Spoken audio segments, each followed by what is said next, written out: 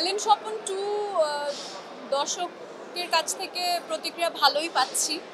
আশা করি সামনে দর্শকের প্রতিক্রিয়া ভালো হলে আরেকটা 3 হওয়ার সম্ভাবনা থাকে। দেখা যাক সেটা হয় কিনা।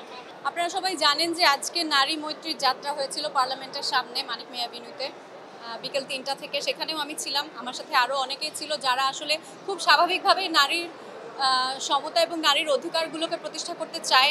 আমি শিওর আপনারাও সবাই একই জিনিস চান, কারণ আমার দেশে, শুধু আমার দেশে না, এই পৃথিবীতে অর্ধেক নারী আর অর্ধেক পুরুষ। নারীরা যদি পিছিয়ে থাকে, নারীরা যদি নিজেদের অধিকারগুলো না পায়, তাহলে পৃথিবীটা তো সামনে এগিয়ে যেতে পারবে না। তো খুব স্বাভাবিকভাবে, এটা খুব স্বাভাবিক, এটা কমন সেন্স যে নারী অধিকার নিয়ে এবং নারীর প্রতি যেন বৈষম্য না হয় সেটা নিয়ে যেন আমরা সবাই কথা বলি। আমি এই অ্যাওয়ার্ডটি পেয়েছি আমার ছবি, যেটা এই রিসেন্টলি ভ্যালেন্টাইন্স ডেতে রিলিজ পেয়েছিল, জলে জলে তারা, অরুণ চৌধুরী পরিচালিত। খুব ভালো লাগছে, কারণ ছবিটা ভালো ছিল এবং আমরা খুব কষ্ট করে কাজটা করেছি। আমাকে অনেক কষ্ট করতে হয়েছে। একটা সার্কাসে কাজ করি, এরকম একটা মেয়ের চরিত্রে। তো ভালো লাগছে, কষ্টের স্বীকৃতি পেলে তো ভালোই লাগে।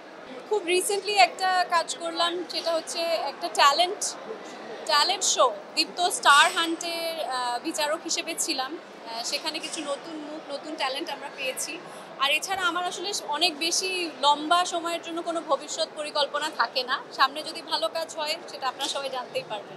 হ্যাঁ, আমি আসলে খুব বেশি লং টার্মে ভেবে বেশি স্ট্রেস নিতে চাই না, কারণ এমনিতেই আমার কাজের অনেক প্রেশার থাকে। সবাই জানে আমি একজন উন্নয়ন কর্মী, আমার একটা ফুল টাইম জব আছে, তার পাশাপাশি অভিনয় করি। তো অভিনয় নিয়ে অনেক লম্বা কোনো পরিকল্পনা তাই করতে পারি না।